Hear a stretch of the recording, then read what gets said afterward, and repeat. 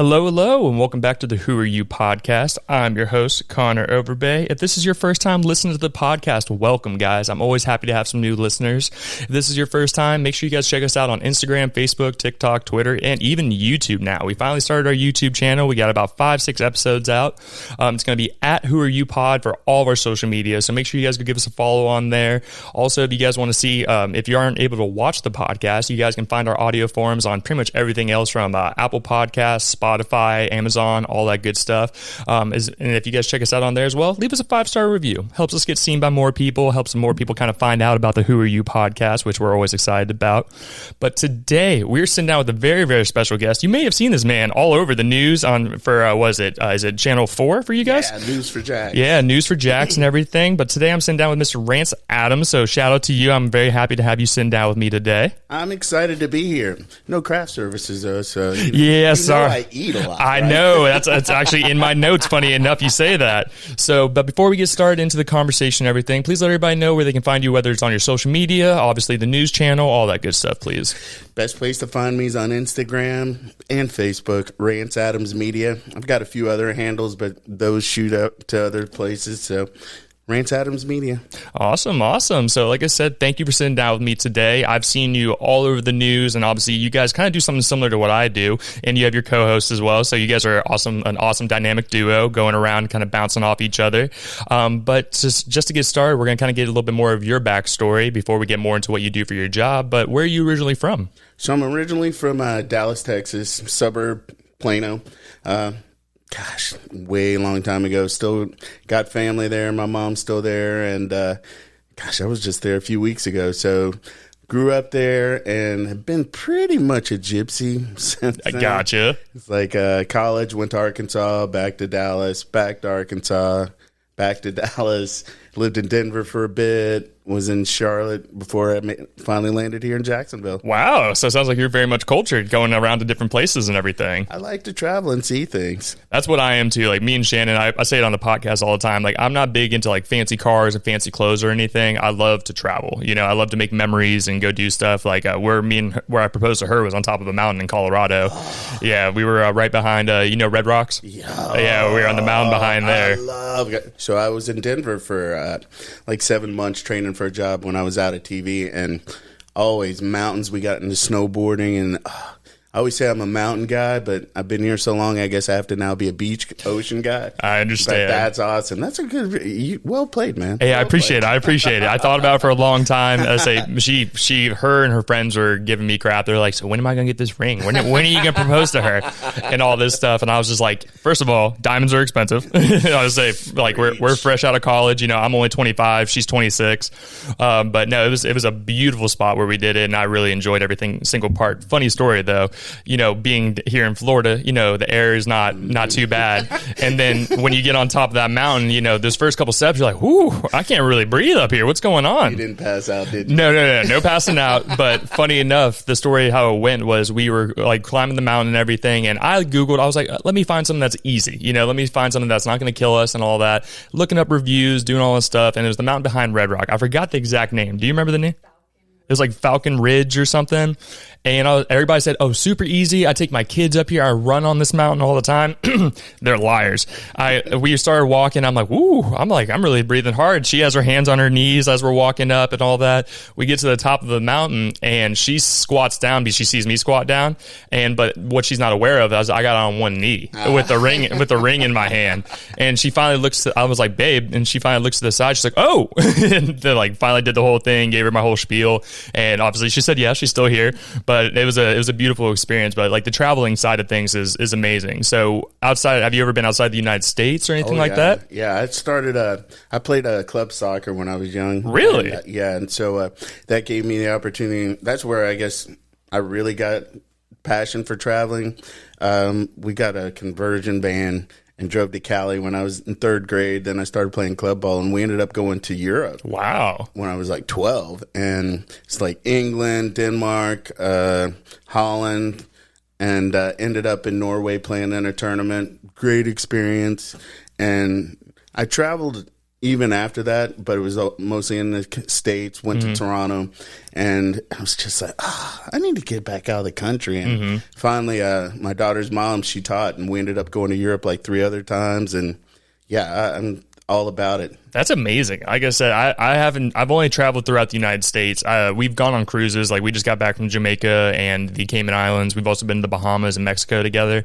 I haven't had a chance to make it over to Europe yet. I really want to go. I would love to go to like Germany, or even go, like you were saying, to the other different countries like the UK, or even Spain. That's one on my bucket list as well. Italy, oh yeah, Greece. Those are just the most beautiful places I always hear. And whenever I see people post pictures on Instagram, I'm like, dang, I really want to make it out there. Oh, dude. Oh yeah, I'm a big foodie as well. I'm like, so we were talking. You said you love to eat and everything. I guess I need to add craft services, Shannon. We got to get like a charcuterie board when we have people come over now. Nah, that's just my thing, because that's kind of where most people recognize me, like, where are we eating this week? So just run with it. No, you're good. So obviously, to get into what you do, obviously I know you guys travel around, you guys go to different parts of Jacksonville and just meet with the different people and different businesses as well. One of the restaurants I saw you actually guys sat down with was Pink Salt. Funny enough, I know that gentleman as well.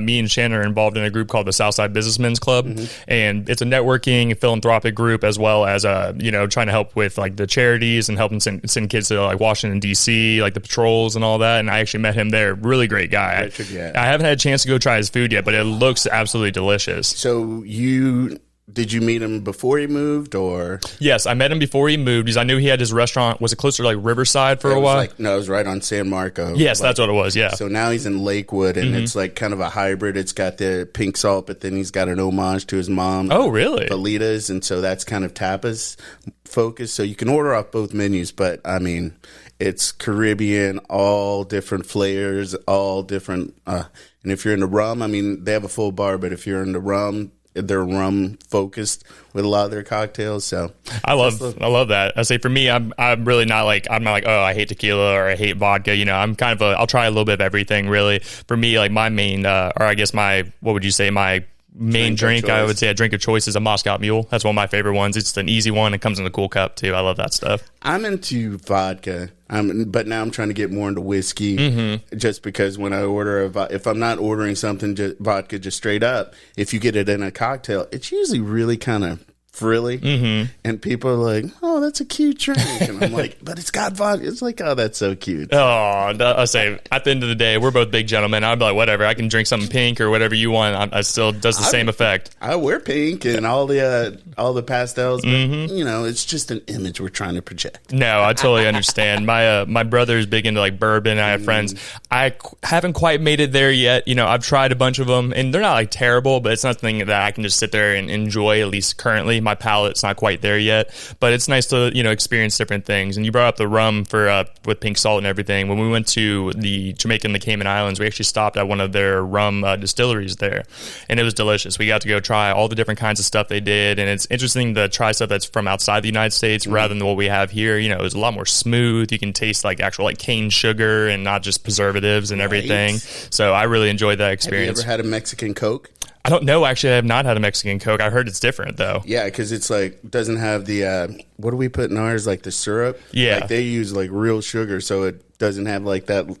I mean, it's still not great for you, but, But, I mean, as you travel, you'll get those experiences. Oh, yeah. I was not a foodie. Like, I was a picky eater growing up. See, I was too. And as I've gotten older, and also my mom taught me how to cook. My dad taught me how to cook as well. So whenever I started cooking and trying, like, throwing onions in this or, changing up your spice palette a little bit, like, whenever I was younger, I would eat just chicken nuggets, cheeseburgers, the normal stuff a kid would eat. And then I got older, I love Indian food. I'm a huge Indian food person, Thai food, like, or even like pho, all that stuff, or pho, whichever way you say it. Right? People have a way of saying things, but I love just trying different cultures' food, because after you eat, 10,000 cheeseburgers or 10,000 different kinds of fries, it's like, all right, let's branch out a little bit, see what else is out there. And most of the times when I was like, I don't know if I'll like that, and I tried it and it's delicious, I'm like, oh, it opened up my mind to trying different things. Yeah, I grew up in Texas, didn't like tacos.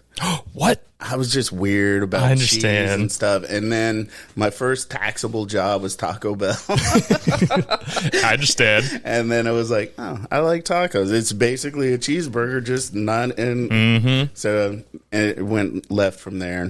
No, I totally understand. I'm a big taco guy. I love Mexican food, Hispanic food in general. My favorite restaurant here in Jacksonville is actually Flying Iguana down at the beach. I'm a big fan of their stuff. They have a really good steak taco, and they also have a junkyard. It's like potatoes with meat and mixed together and all that. Ooh. It's really, really good. Okay, adding that to my list. Oh yeah, funny enough, we go there every year for my birthday. Like that's nice. That's the one place I always choose. But with you guys trying so much different food, obviously I know you guys go to food trucks, actual standalone stores. You know, you guys kind of go run the gambit of different kinds of places. What would you say are maybe some of your top restaurants? Oh, that's where it gets dicey because I've hit some places I'm like, oh, I forgot about that. So I started keeping a list in my phone, like, and especially like, where should we go? What part of town are you on? Oh, go here, there. But I got to say, one place I talk about a lot, and I call it one of my tops because they totally blew my mind when it came to food because it's Crave Vegan. Okay. And I'm a carnivore to the core. Same here. If it's dyed, fried, and laid on the side, I'm golden. You know what I'm saying? And so they good people, and they bring stuff on, and they kept talking about this short rib that they made. I'm like, ooh, whatever, you know. I love short rib. Right? I love making short rib. So they brought one, and it's made out of jackfruit, mushroom, whatever. And so I've had places where they made something in that vein, not necessarily whatever the food profile is supposed to be, but didn't have the consistency. And theirs was like on point. I was like, oh, you guys are killing me. So I just call it like vegan soul food. That's cool. And it's cool that you got went and try that. Obviously, like with someone like me, I'm a big carnivore guy as well. It would probably be a little weird for me to try it, but like you said, it sounds delicious. If you like it and you enjoy meat at the same time, that means they're really figuring it out and doing some good stuff. Well, I mean, what this gig allows me to do, it's like, so what I appreciate about my job is like, I get to do a lot of cool stuff, obviously, but I get to tell stories about people. Maybe sometimes it's food, maybe it's a business, or even like I just did something with the Able Trust. They have this like kind of Shark Tank style competition for high school students with disabilities. Oh, wow. And so they create a business profile. They put together a promo video, go through this judging process. And so the Final Four was here in Jacksonville the other day. And just to see these kids come up and they're in front of this room full of people, and they've got judges that are like prominent business people and stuff, and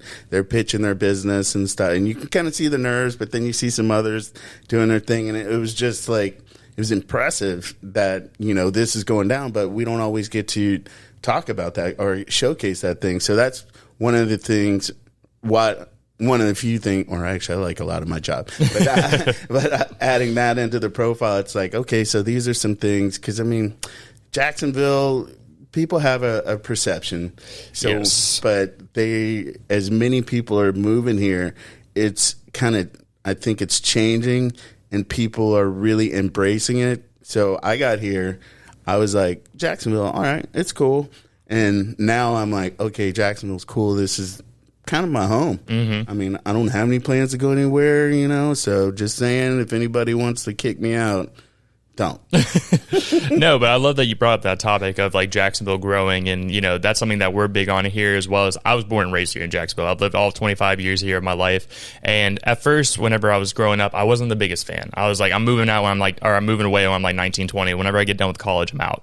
And then I started meeting some more of the people and getting involved in the community, and our community here is really so rich. Every part of Jacksonville, you can go to, there's so many little different pockets you could go in and find something. You're like, wow, I didn't even know this was here. And with doing this show, with doing over 100 episodes, we sat down with many businesses or different charities or, you know, social organizers and everything.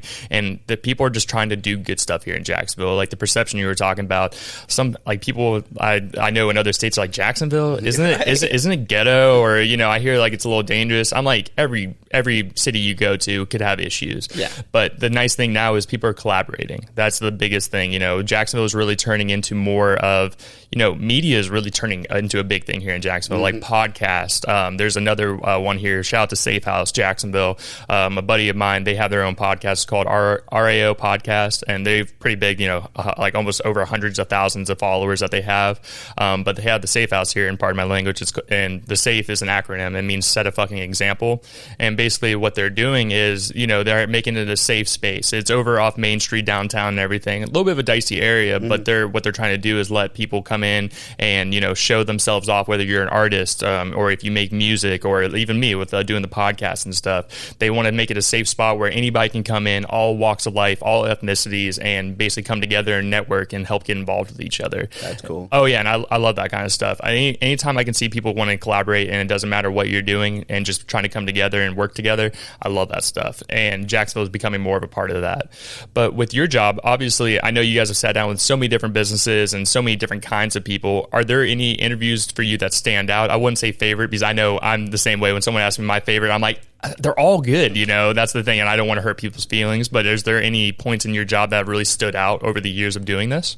That's the rub. Like, so when I was, here in Jacksonville, there have been some good ones, but I just can't pick one that really, I've said some things in some interviews, and it was like, I'm the same way. I get asked that all the time. Like, what's your favorite interview? I'm like, I enjoy them all. Because anybody who's willing to give me their time and then come sit down and just have a conversation with me, I enjoy it no matter what. And there's been all kinds of different ones. Going back to, so I did this, I want to say it was part of a Challenge Enterprises. They are focused on people with different abilities, giving them life skills and stuff. And then another place, Possibilities Plus.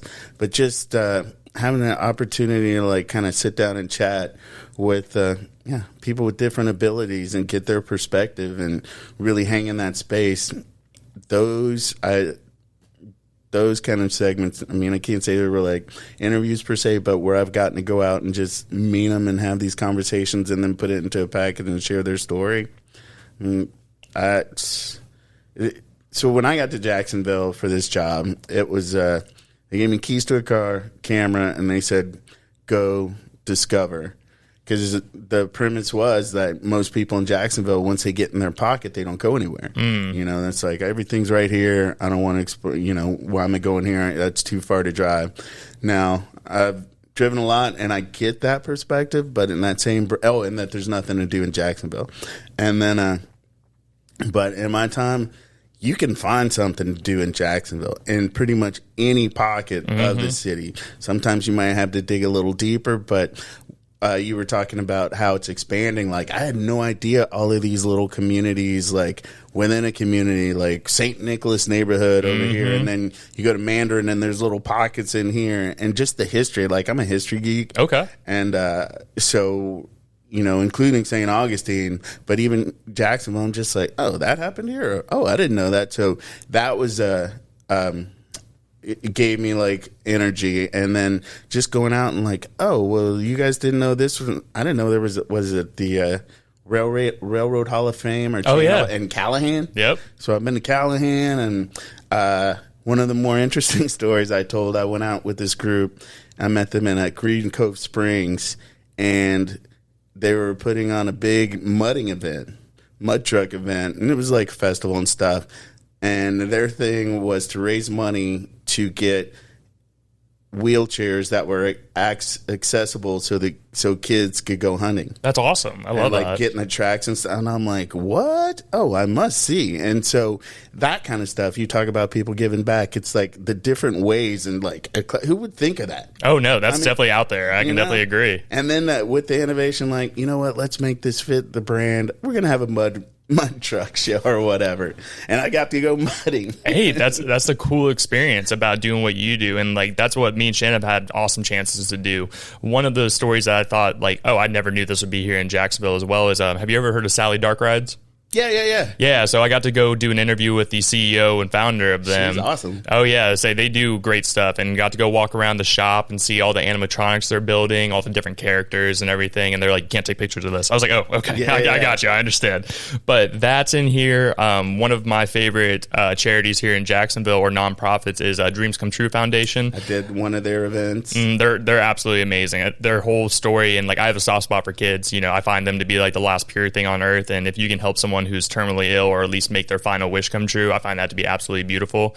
And I've enjoyed doing those kinds of interviews in the past as well. But there really is so much amazing stuff. Like, in a week or two, we're going to go to Diamond D Ranch. Oh, I heard about that. Yeah. I was supposed to do it this week, but they had the Clay County Fair going on. I was like, oh, you're totally fine. I understand. But they actually they have kids come in and help tend to the animals, or even children with maybe some special needs. They help them learn how to work with animals and take care of something other than themselves. And I find that beautiful, because you're teaching them life skills that'll help them in the future, as well as, you know, they're a meat producer, so they help, you know, feed most of Jacksonville, or even in Florida in general. But to get into a little bit more of your story, how did you get into like the media side of business and getting on TV and everything? Because, like, at least for someone like me, this is my media. I don't even know where I would start if I was on the news or anything. Pure luck. I went to college for radio, TV, film, and you go through everything. But I had a thought that I was going to direct film, but then I went to college in Arkansas, so that didn't work out. A lot of the movies being made in Arkansas. Arkansas? Right? Oh, I got stories. But yeah, so went out there, and I was a part of radio, TV, film. I played soccer for school, and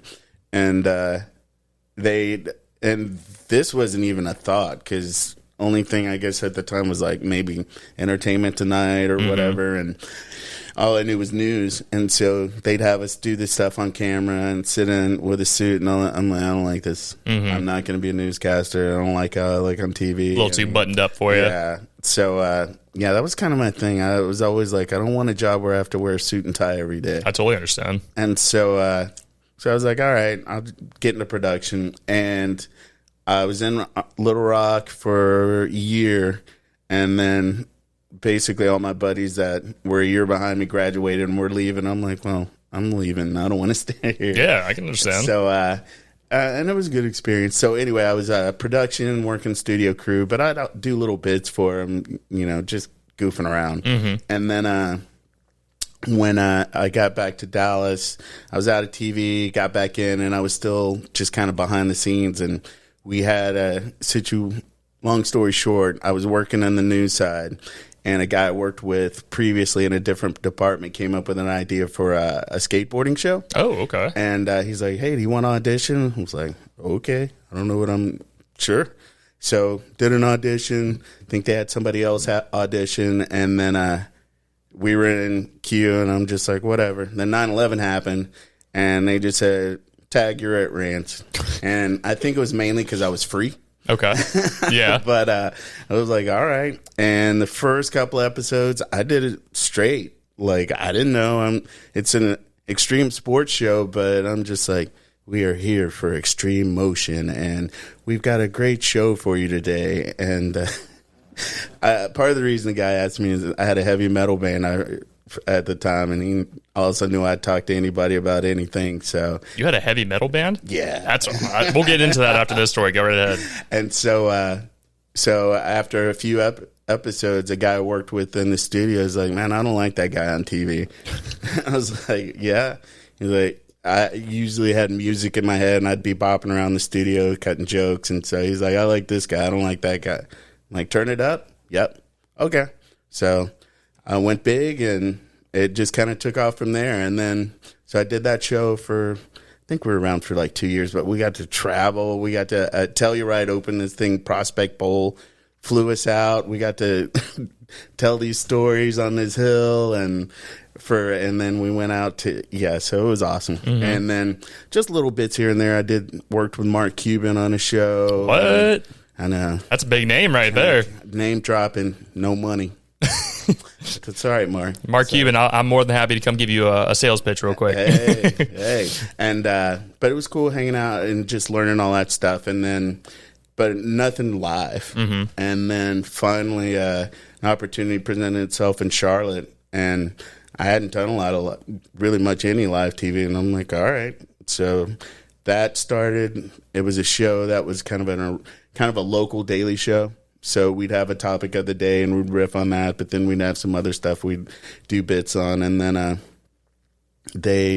we didn't renew after a couple of years and just floating around, and then River City Live came up and stars aligned. The executive producer at the time, I worked with him in Dallas, and so he was a big part of bringing me in. And like I said, I'll go anywhere, talk to anybody about anything. So, and it just grew from there. So luck. I had no aspirations, but I will say, so I'm really big into like astrology and energy and stuff like that, and like synchronicity and how you plant seeds, and sometimes you don't always think about it. So my first real show was Extreme Motion. It was an extreme skateboard show or extreme sports show.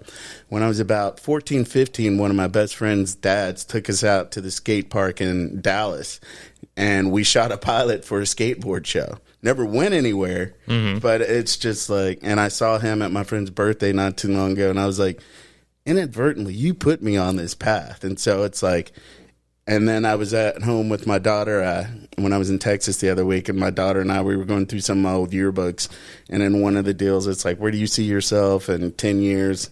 And it was like, either on a coast, California, or Florida. And I didn't take 10 years, but here I am in Florida. So sometimes when you're like, I didn't really plan this, you put it out there, it didn't happen immediately. So no, I totally agree with you. It's funny how the world works. Like, you know, say, like you were saying, 10 years ago, I was still in high school, actually. I never thought I would be putting myself out here and, you know, talking to people and, you know, trying to build a community here in Jax. But it really is funny. Like, I always knew, like, I was good at talking to people. Whenever I was young, you know, I was always around adults, like with my dad and all that. My parents didn't baby me. They talked to me like an adult from when I was a kid to still to this day. And I feel like it taught me to have, you know, more adult mannerisms from a younger age. So like I was always big into like yes sir, no ma'am, all that stuff. And I was always found myself talking to an adult and trying to learn their story and kind of like trying to figure out how things work, because, you know, from a young age, you're like, you know, how am I going to get older and pay bills and do all these things? I'm like, I don't know. And as I got older, you know, I finally see that adults aren't, you know, superheroes. They're just like me. They're human beings trying to figure out every single day as well. And it's just interesting to see that dynamic of people. But that's an amazing story of, you know, you didn't know what was going to happen, but it just ended up working out for you. I'm not a big planner, sometimes to my detriment, but but I just kind of go with the flow, you know, because sometimes I found the harder I planned something or harder I really tried to push for something, I just kind of pushed it away. So, you know, I'm into the laws of attraction, and I will, you know, chase when it needs to, but, you know, it's you can't force a square peg into a round hole. So, you just go with it, and life happens the way it's supposed to. I agree with that. You know, it's the world works in mysterious ways, as the saying goes. But to get more into River City Live and everything, you and your co-host have a great synergy. You guys, we really bounce off each other really well. Questions are awesome. You know, the way you guys have like the relationship just in general, you guys can tell you actually like each other. It's not like the two people on the other side of the table hating each other, like throwing little jabs left and right. So how did that come to be, where there was going to be both of you guys, or was there like a meeting for like you two to work together, or how'd that whole situation go down? Stars, man.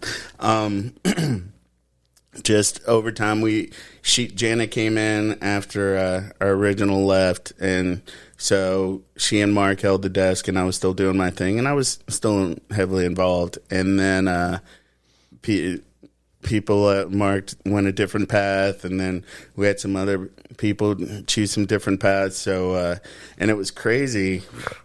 It was right around this time.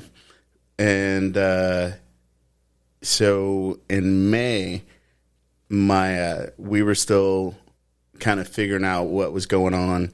And in May, my dad passed.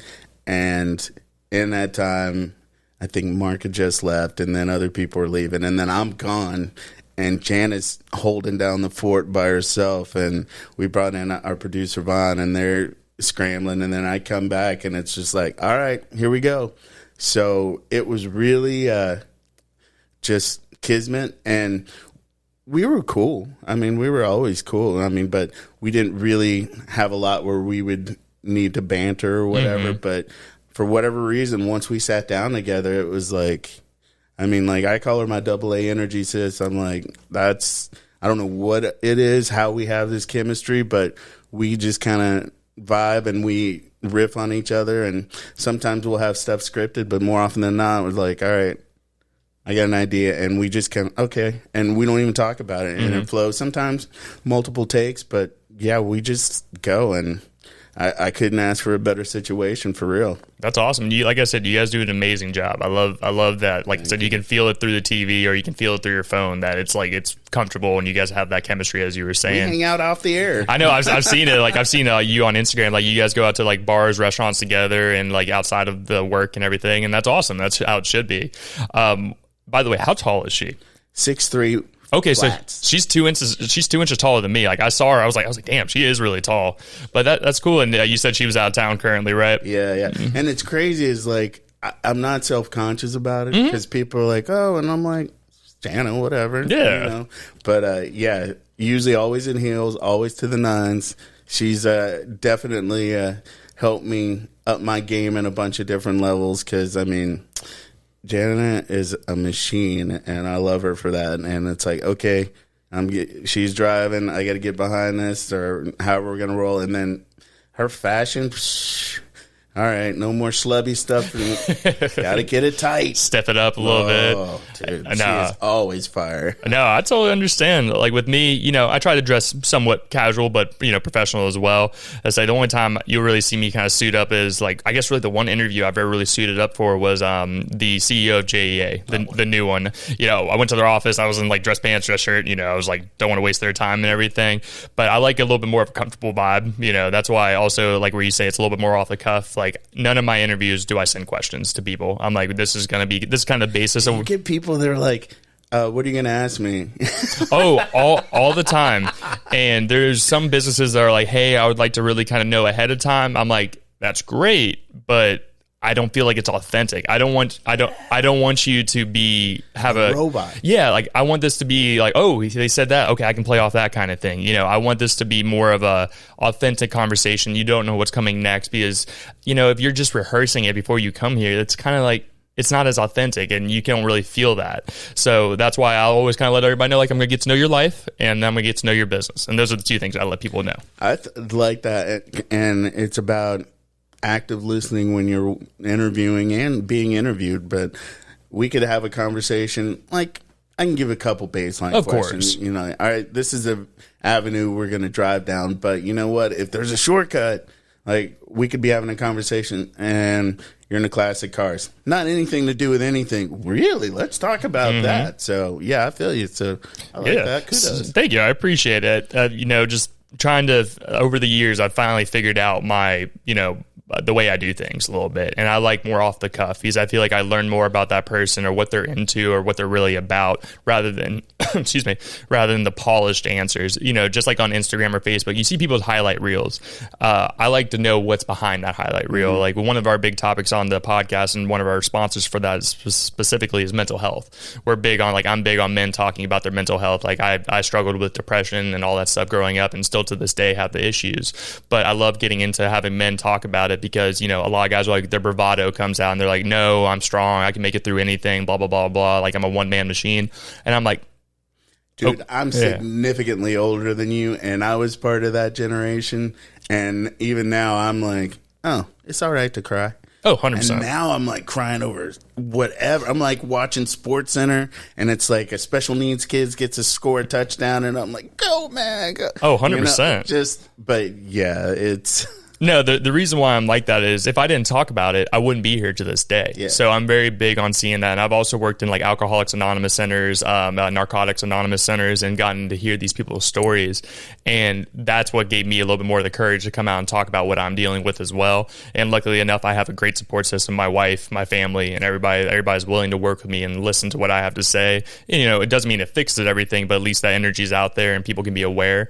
And I just try to bring that out so people can be more aware of it, and also maybe like they're struggling with something and they can go talk to someone, whether it's through therapy or talking to their significant other or their family, because, you know, suicides at such a high rate right now, Right. especially with kids below my age. I'm 25. Like my little brother's 14, and I hear them having issues and stuff. So I just want to make sure that's always a forefront for people to know it's okay to talk. Plano was back in the 80s when I was there growing up. At one point, we were called the suicide capital, and then at one point we were heroin capital for the burbs. And I mean, I know things have kind of transitioned, but I also think a lot of that was prevalent in a lot of spaces. But now we have so many different outlets where people can actually hear about these stories. I mean, I had like 4 channels growing up and rabbit ears and stuff. Now it's like, oh, well, and so it could be, I wasn't saying anything was like sent any direction, but I wasn't really, who cares? It is what it is. Or we'll talk about it here because it's this sector, but, it's happening over here, but they don't watch. Whatever. Yeah. And now it's like, okay, we can talk about like here, other or social media or on YouTube and all that stuff. So it's good that people are actually able to share their feelings. A little less judgment, but, we're working on that. That's all it is. The only way you can change a stigma is by changing what you do and putting stuff out there. Like with me, I'm just really big about talking about things, whether it's super dark or even if it's super happy and everything. I want people to have the full rainbow of who I am as a person as well. So I'm pretty much an open book. I talk about everything that we got going on. Even this past year when me and Jan were getting married, we did a podcast inside the podcast. We called it Sunday Hangouts. And we basically walk people through what we had going on through the wedding, like what we're planning, what kind of ideas we have coming up, and like what situations we're dealing with and everything. I just find it fun putting my life out there, and I'm surprised people care. Like I love whenever someone walks up to me like, "You're the Who Are You?" Right? I'm like, "Yeah." I'm like, "Hey, nice to meet you," and everything. And it's just funny how you think you're speaking into a void sometimes, and then you get reminded that, oh, someone actually does listen to your stuff. It's interesting is because I've had people like, "Oh, you do what you do, fame or clout," and it's like, no, because I'm not one that's really like, I don't like a lot of people in my private business. I totally understand. And I mean, I have enough out there, but so I don't do this for that. I do this because, like I said, I get to tell good stories, get to have a lot of fun, get to eat a lot, and I get to eat a lot. So I'll leave it at that. No, and I'm told the same way. Like with the interviews and everything, the interview's about the person. That's what it mostly is about. Obviously, I interject my little stories here and there about, if something that I had in my life is something similar to that situation. But my whole point of this is to promote the local people here in Jacksonville, because there is so many good people here that are doing good things or have an amazing business or just trying to grow. And we don't care if you have 1 follower or 10 million followers. We want to give people the opportunity to put that out there, and you just never know what that opportunity could do for that person. I don't charge anybody to be here. It's free. Every single time it's free. It doesn't matter what you guys got going on. It's just, I love giving the opportunity and, seeing people grow. I also make friends doing this. Yeah. People you would probably never have met if you weren't doing this. I've been able to make friends and go out and do events and go show support. And I just absolutely love that stuff. When our band was doing our thing, it'd be like, as I always came out of it like, if we had one person that came up to us afterward and it's like, man, we vibed with you, we rocked with you and stuff like that, I was like, it was a good night. I love that. Like, I'd open the show, I'm like, I guarantee 10 of y'all are going to leave, 4 of y'all are going to come back, and 3 newbies are coming back, and we're going to have a circle right in front of us. And sometimes it did, but we always had a good time. And even telling the stories now, I'm like, just one person's like, I heard it, that resonated with me, and maybe it's something where they end up finding some help in a situation they didn't realize they were wanting help in, or they can help in a situation that they didn't know they could before, whatever it be. I'm like, all right, I did my job. Yeah, I totally agree with you. And let's go down that avenue. Obviously, you were talking about heavy metal band. I would have never guessed that, personally. So tell me about that. How'd that start? How old were you when that started? All that good stuff. I'm always late to everything. So I just always liked music, hip-hop and stuff. And then I went through grunge and started playing on a lot of guitar on my own, and was doing open mics in Little Rock, playing a lot of Smashing Pumpkins and stuff. And I always wore a ball cap. But then Hootie and the Blowfish were huge, and so people kept calling me Hootie. So I can see the resemblance. It's funny that they say that a little bit. Got rid of the ball cap and went to my buckets, and then it's like, but anyway, so just always loved music, and then got into Deftones and Korn. Oh, yeah. And I'm a grunge music guy. I love the whole mix of things, but like Nirvana, all that Godsmack, all that kind of stuff. Yeah. Going to Rockville. Hey, there we go. And and I moved back to Dallas, and a buddy of mine's like, hey, I know this guy, and they're trying to put together a band, and just went, and it was just one of those. We fell in, and we had a good run for what it could be.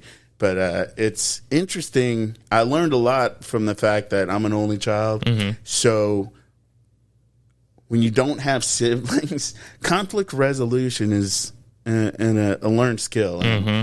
I was actually pretty chill, but just watching these other yahoos go back and forth, I'm like, what are y'all arguing about? And I'm like, no, that's a dumb idea, stuff like that. But I had fun. We got to rage. And what were you in the band? Were you the singer? Were you the guitar player? Okay. Yeah, I can play guitar. I make some noise, but no, give me the mic. I had some things I had to work out. I'm doing that in therapy now, so. No, I respect it. Anybody who's like a musician in any way, shape, or form, I am not that. I'm not trained in any way, shape, or form on that, so I respect that. Same with artists, like painting and all that. I saw that. Yeah. That's not, neither one of you did that? No, that's actually a local artist here in Jacksonville. His name's John Hawkins. Shout out to John. Super cool dude. Did an interview with him, but he is originally from California and moved to Jacksonville because of the military. And what we're going to be doing here on the podcast, sooner or later, we're going to get this ungodly gap filled up with a shelf. And what we're going to do is every week, over the years, we've been very lucky enough where people have been nice enough to hand us either merchandise or an art piece or anything like that. And we're going to put that up on the wall, and we're going to switch it out every week to promote the local artists or local creatives and everything. Cool. Yeah, so I always put it there because John's an awesome dude. He's supported the podcast a bunch, so I always want to make sure his art is a part of my podcast studio. Hey, good John. I like it, man. Yeah. Maybe we'll talk. You can hook me up with a piece. I don't know if I can afford it. Oh, no, you can. No, he's a local dude. He's my age kind of thing, and he's just starting out, and he's starting to grow in Jacksonville. Oh, get him before he blows up. All right, I got you, man. Hey, get him. No, he's an awesome dude, and he has an amazing story. Him and his wife do.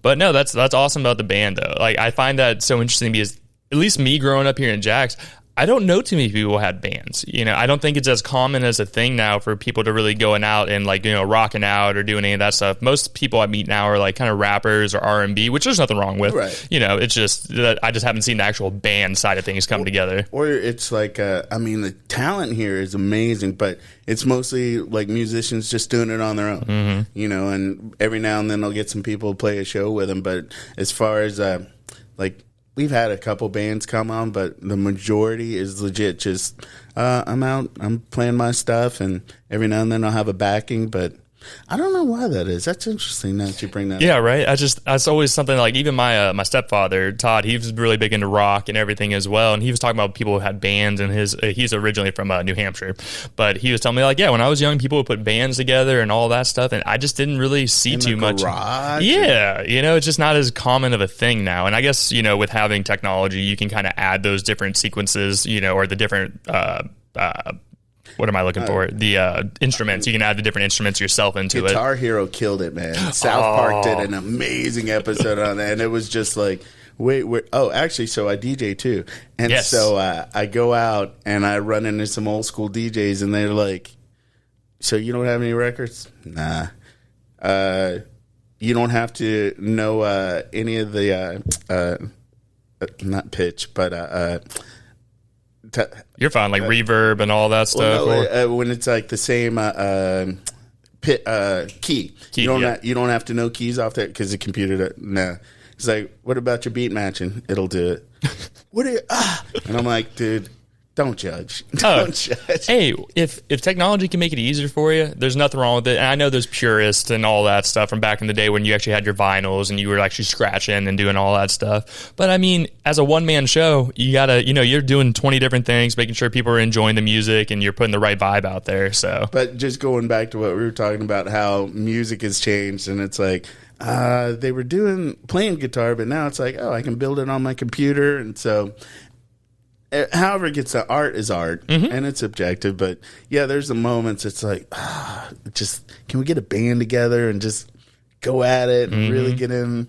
So I'm gonna have to do some more research. I'm sure people watch this. Our band's been I know. Sorry. Sorry. Reach out. Let me know. I'm just not have so much time and so many hands. Don't hate. Exactly. And like I call, like, in my brain, it's like bandwidth. I only have so many gigabytes of storage in my head. And after doing so many interviews, some stuff gets like thrown out. And I'm like, oh, that's right, I did do that, or that person I did meet, kind of thing. Oh, so with all your interviews, do you find like sometimes you're out and about and you'll run into somebody you did an interview with and like, oh, hey, and you're like, oh. I've done good on that so far. I haven't had an issue with that. My issue is with names. So I can recognize faces really well. I'm like, yeah, I know that person. I'm like, where do I know him from? It's just the name part is what gets me. And then they'll walk up and be like, hey, Connor. I'm like, damn. What's your name again? I have to look through my phone real quick after we get done talking. I'm like, oh, that's right. Okay. One of my favorite stories years ago, I was out with a buddy for St. Patty's Day back home, and this woman walks in, and I'm like, I know her. And so 2 hours, I just pop up, and I'd be like, I know you from somewhere. And everybody, stop hitting on her. You don't know her. I'm like, I know her from somewhere. I can't remember. And I literally watched her walk out the door, and I'm like, that was Angie so-and-so. We sat next to each other in 8th grade in English class. And I'm like, she's gone now. Yes. But, and it's like, but I remembered her face. I just cannot remember her name. Well, just obviously what you do for a job and just in life in general. How many people do we see on a daily basis? Yeah. I'm sure at the news station, I can't only imagine how many people are behind the camera work, doing all that stuff, or, you guys are doing your interviews and having meetings and all this other stuff. It's just your brain gets jumbled after a while. And funny enough, I had one of y'all's I don't know if he was a producer or he was a video, like worked on the video, but I just had his name. What's his name? Jesus Christ. What's a dude with a beard?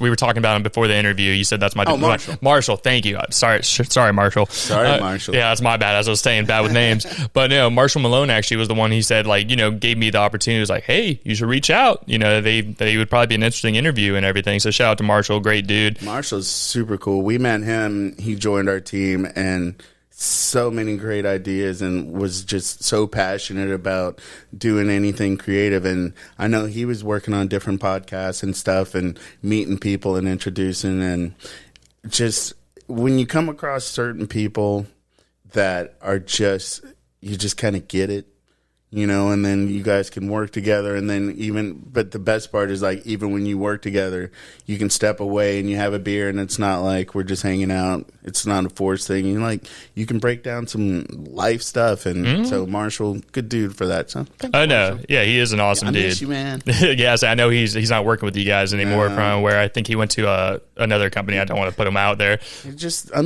Life happens. We have to transition and evolve. So got to pay bills and do. Bills. Yeah, got to go find other opportunities and stuff. Adulting is not the party I imagined when I graduated high school. Oh, same. I told my parents. I moved out a couple of weeks after graduation. I told my mom, like, I was such a wuss about it. I was like, hey, Mom, 2 weeks before I was moving out, I was like, hey, Mom, I'm leaving. Love you. Bye bye. And I thought it was going to be this magical thing, and I'm like, oh wait, I can't call out of work today. I gotta go to work and go do that and all this stuff. I'm like, gonna have my own place and have parties and do what I want, and then it's like, oh, somebody's got to pay for that, and got to clean. Got to do all that. Got to do your own laundry and all these things. But moving out, I would say for me was one of the things that made me mature and actually learn what real life is like. Right. You have this idea when you're 17, you're still under your parents' house. They're feeding you and all this stuff, and then you move out, you're like, oh wow, I have to pay $800 in rent right now. I'm like, that's a long part of my life that I have to work and go do that, especially, being 17, 18 years old. Most of the time you're working in restaurants or some kind of job of that sort. And funny enough, my first job with me and Shen's first jobs really were, I worked at Five Guys Burgers and Fries, and I was there from like 15, 16 all the way up to like 20, 21, and became like almost a general manager with them. Not a bad job, just long hours. Yeah. And I know you said you worked at Taco Bell for a while or for a little bit as well. But I tell everybody all the time, I feel like restaurant jobs are one of those things that it's kind of like military service. Everybody should work in a restaurant job to see what real people are like when they're hungry and they're mad, Well, I think it would go a long way into, like, maybe people be nicer to their servers, because it's like you get people that come through and it's like, whoa, you don't need to check them like that. They're working hard. I mean, there are, like anything, there's one bad apple here and course. there. But in general, it's like, have you worked in the service industry? No. Well, you need to understand that sometimes people like you come in here and I've got to deal with like it's you, but I'm also trying to be nice over here. And sometimes the cooking part isn't, or most times I didn't cook it. So don't be mad at me. But yeah, I think I agree. Like, spend some time. Or customer service. Yes, customer service is rough. No, I totally understand. Like, whenever I was working at Five Guys, you know, if there was an issue, the manager had to take care of it. So I've had burgers thrown at me and all this stuff. Oh yeah. And see now, and that I can understand. I shouldn't say I understand, but I can see that like happening. But now it's just escalated. It's like, I'm going to throw a burger and then I'm going to trash a restaurant and then I'm going to video it and then I'm going to post it everywhere. And it's like, It's a weird world with social media, but with we were talking about the restaurant stuff, it's taught me to problem resolutions and, you know, de-escalating the situation. And me and Shannon are big, like, if we go to a restaurant, like a sit-down restaurant, we stack all our plates, you know, clean the table a little bit just so it's easier for the server to take the food and everything. And, you know, if they take a little while to get you your drink or take a little while to get your food, it's not that big of a deal. You know, that's the main thing. So I shouldn't snap at the waiter anymore. No, you should. You don't tackle the waiter. Excuse me. Yes. Oh, I see it sometimes. I'm looking at those. I'm looking at people. I'm like, ooh. I'm more prone to if something's happening, I'll go get up and find them. I'm not going to be that guy. It's not that serious. You know, it's just, you know, they're busy. A lot of times, like, Shannon was a server at Applebee's for years, and she would have 8 tables at once. And I was like, you know, I understand. Take your time. And I would go sit up there just when we were dating first off and sit there and just eat food and hang out with her while she was on her shift. And I would see people, just what they were doing to her. I was like, ugh. But to get a little bit more into your backstory and everything as well, you're a father, correct? Mm-hmm. Nice. How many kids do you have? Just the one little diva. Oh, yeah? 16. 16? I wasn't going to guess that on you. Yeah, she's good. She's back in Texas. Gotcha. Yeah, that was good. Yeah. So am I allowed to ask about her a little bit? Sure. Okay. So how old were you when you first found out you were going to become a father? Oh, I was, like I said, I'm late. So 31. Okay, that's not late in my opinion. My parents had me when they were 27, 28, so a couple years. But, you know, a lot of people... So I went to going back to Arkansas college. It was a commuter college. Didn't know that when I went there. But so sitting with whoever, young lady in freshman class, like, oh, hey, I got married to mine. How old are you? 18. Okay, let me know how that works out. See him a year later. Some of them, they might have had a kid. And so there's that. But more often than not, they got divorced. So my point being is like, yeah, I was solid of that. I took my time. But yeah, I just knew a lot of people, they were like having kids, 24, 25. Like, we're having them early. And then when they're out of high school, we can live our life. And I'm like, I guess. But now it was 31. And yeah, she was early.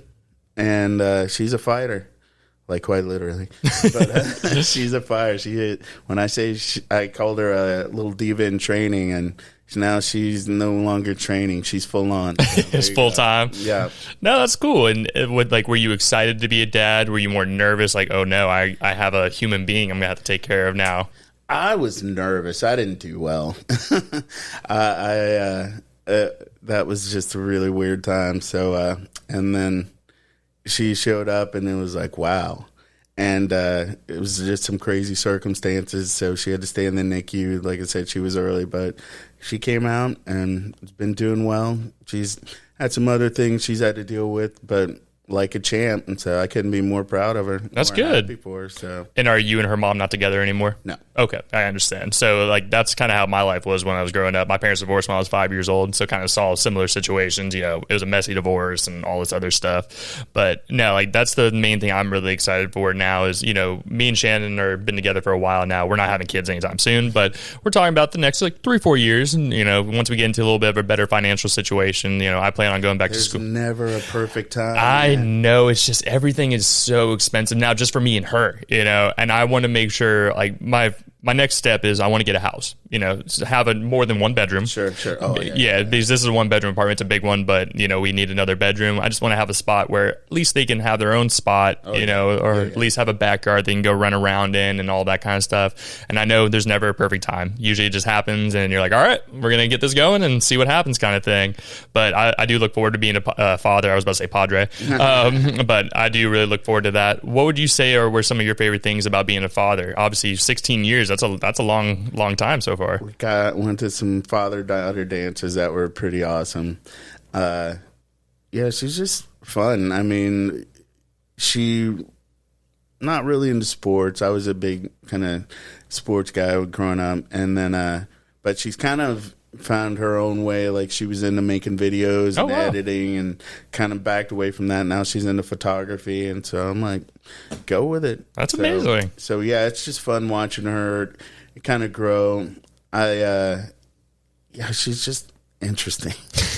It's like the stuff I hear, I'm like, this is what, and I mean, the one I will say, it was, I forgot how old she was, but she asked me, she's like, were you upset that I was a girl, or why did you? Or she might have heard that I wanted a boy, and I was like, well, no, I wanted a healthy kid. The only reason I wanted a boy is because my sensitivity chip is broken, and I didn't know I was going to be able to deal with girl emotions. Understandable. So it was like pretty even, and I was like, oh, I can handle this. And then in the last year and some change, it's like, oh, girl emotions. Yes.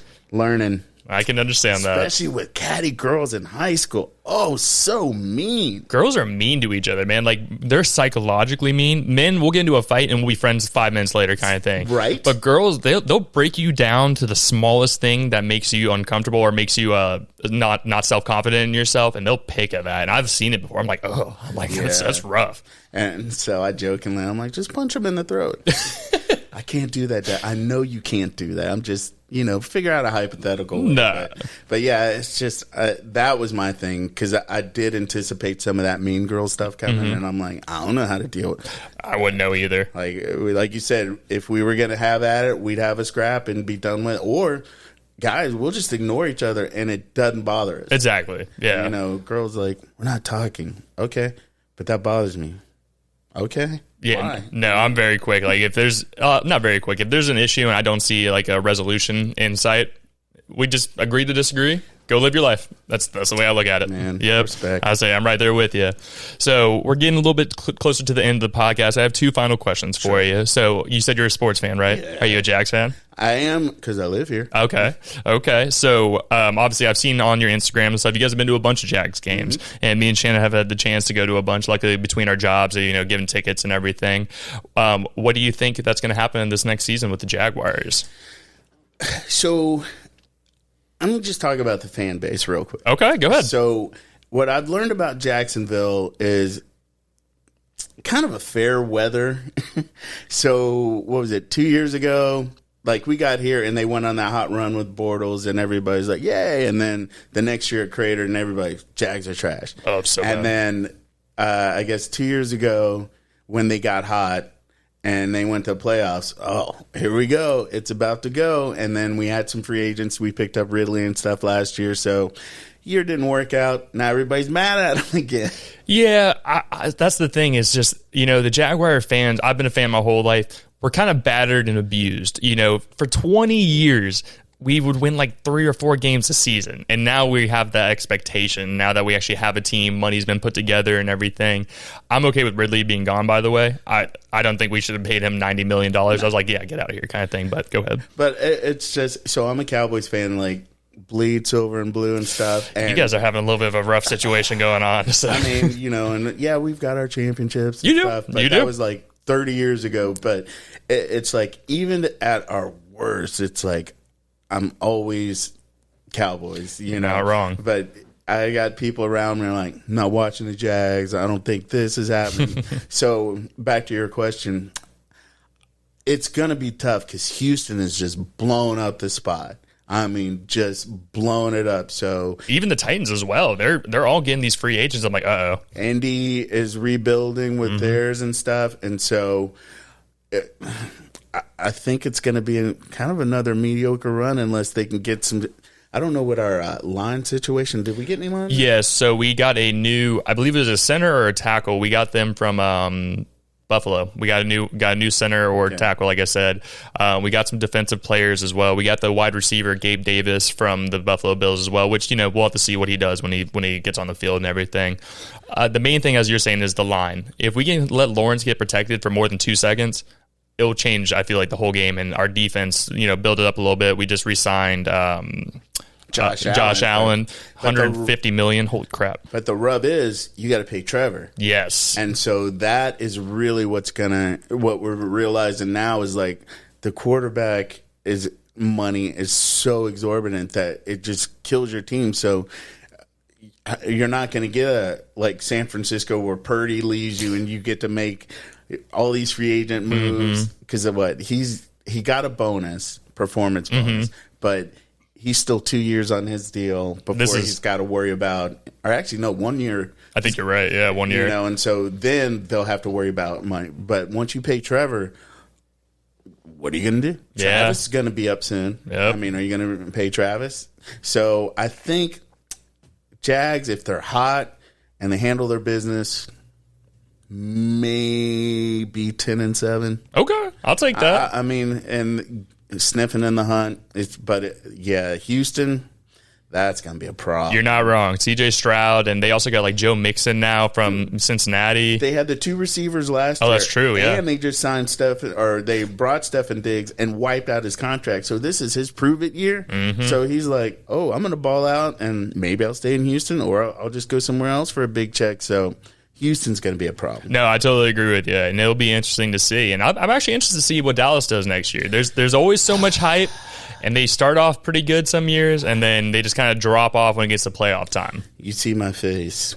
We got to sign Dak or whatever we're going to do with Dak, and then we got to sign CD Lamb, and then we got to sign Micah. So it's been real. It will happen. It's all good. I just want to see the Jaguars make it a little bit farther in the playoffs. Me and Shannon had the opportunity to be at that the Chargers game. How awesome was that? Oh, when I tell you, I've told the story a couple of times. There's a Chargers fan in front of me. He was, being funny, chirping at me a little bit because I was talking stuff.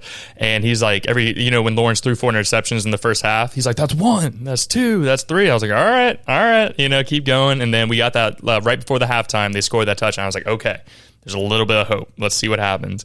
And then Lawrence started throwing touchdowns. I was like, that's 1. I'm like, that's 2. I was in the back and everything, and we got that last second field goal to win. And me and the guy ended up dapping up at the end of the game. I was like, no hate. That was an awesome game to watch. But my favorite part of it was watching the whole stadium as we were walking down the concourse, hugging each other, yelling Duval. Like, I haven't had too many situations where I can feel energy in the air, but it was like electric. Yeah. So the game that set that season off, Cowboys. Yes. I was at that game with my neighbor and former neighbor, and I'm chirping. We got I'm there, he's there with his son, and then there were a few other people, Cowboys fans. Chop, chop, chop. We're going home at halftime. I'll see y'all later. And then as that game started going south, he just kept looking. He'd take a video. How we feeling now, Rance? So I was never a big gamer because I was that dude that would chirp and lose on a last-second play. So I'm like, I typically don't talk trash, and that's why. that was a crazy game because that was the last-second interception for the run back, right? And that after that, you guys went on, that's right. Yeah, we went on a run. I can't even say Jags went on a run in playoffs, and there you go. So different emotions for that I can understand. season, but no, I could totally understand. But no, it's like I said, I'm excited for the Jags stadium. I feel like not stadium, but the Jags team itself. It brings a lot of life to Jacksonville, which is the cool part of it. I always get excited for football season because you feel a little charge going around. Let's plan on meeting when they build out that shopping district in the new stadium. Okay, I'm down. I'm down for that. That'll be that. You're talking about bringing some life to Jacksonville. There's some new stuff coming to Jackson. Marketing. Yes, I'm super excited for Jacksonville to keep growing and doing its thing. And like I said, thank you so much for your time today. I greatly appreciate getting to know you a little bit. I hope this isn't the only time. I would love to work with you guys again in the future. Good chat. And, yeah. I mean, even if we hang out in the streets, whatever. Man, definitely come say what's up. Yeah. So I have a final question for you. And every time I have someone new on the podcast, I always ask the same question. And it is, do you feel successful and in what ways? And if you don't, in what ways? It's funny because I've actually had that thought, and I have to say, whatever I might have imagined or wanted my success to be, it's not really, I don't know, it's a little over the top. So, because, in grand scheme of things, they're like, oh, I always want to be on this level financially or this, that, or whatever. But I feel I'm successful just because I'm getting to do what I like to do. I'm passionate about it. And I get to meet a lot of interesting people. I like meeting people. And, so I feel successful just for the fact that I'm making connections. And some of the stuff I do, it resonates with people in a bunch of different ways, different areas, and I call myself glue. Like, I make connections. I have hooked up so many friends that got married and whatever, divorced. That's not my. It happens. But yeah, so I call myself glue just because I feel like I make connections, whether it be through what I do or just outside. And so I feel like I'm successful, and I'm in a pretty zen state right now. No, that's a beautiful answer. And as I said, thank you so much for your time again today. It was awesome to get to know you and meet someone from the news. Like I said, it's cool making these connections, getting to meet people you never knew who you'd get the chance to meet. And like I said, I greatly appreciate your time today. Thanks for having me out. Of course. I look forward to our next conversation. Definitely. But before I let you go, please let everybody know again where they can find you, whether it's your social media or even obviously on the news and all. I say the news channel and all that stuff. Feel free to let everybody know. So socials, Rance Adams Media, and then I'll obviously 9:30 on Channel 4 News for Jacks for River City Live. Hey, so guys, make sure you guys go give him a follow. Go check out all their different segments that they got going on the channels. But also make sure you guys let them know if you guys check them out from the Who Are You page. Let them know that the Who Are You is coming out there and looking at them. But before we get out of here today, please give us a follow on social media. It's gonna be at Who Are You. Excuse me, I'm having a problem with this. It's gonna be at Who Are You Pod on all of our social media. Everything from TikTok, Instagram, Facebook, X, keep want to call it Twitter, and on YouTube. The YouTube channel is growing. We're very thankful to have our new listeners and guys that are new watchers as well. As well as if you guys know anybody who has a story that needs to be told, whether it's a business owner, entrepreneur, musician, artist, any of that good stuff, feel free. You can shoot me an email. It's going to be whoareyoupod@yahoo.com, or you can shoot me a message on our social media. But as I say every single week, y'all, we will see you guys next week.